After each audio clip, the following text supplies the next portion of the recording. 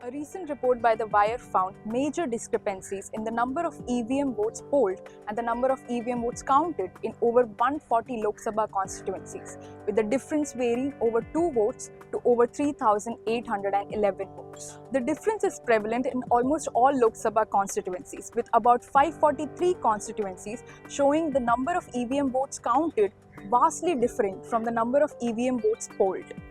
Overall, a surplus of 35,093 EVM votes has been recorded in 176 constituencies, excluding postal ballots. These numbers do not include postal ballots since the voter turnout data only includes votes polled in the EVMs. In Tamil Nadu's Tiruvallur constituency, a deficit of 16,791 votes was found, with the number of EVM votes polled being way more than the number of EVM votes counted. Assam's Kokrajhar and Odisha's Dhenkanal recorded a deficit of 10,760 votes and 9,427 votes respectively. On the other hand, Andhra Pradesh's Ongole and Madhya Pradesh's Mandala recorded a surplus of 1,467 and 1,089 EVM votes respectively. Responding to the questions raised by social media users, the Chief Electoral Officer of Uttar Pradesh stated 2 instances when votes are not counted in certain polling stations. First, when the polling officer fails to clear the mock poll data from the control unit and the VVPAT before voting begins.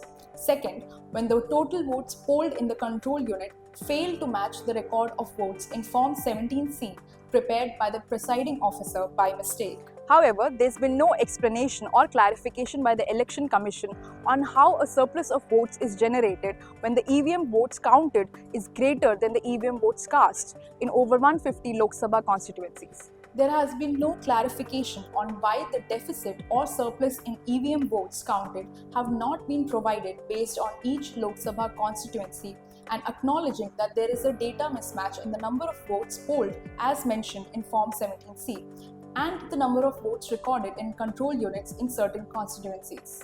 The data mismatch, along with the delay in releasing the absolute number of EVM votes polled and the data for the first 5 phases of the election, have raised doubts on the integrity of India's electoral process.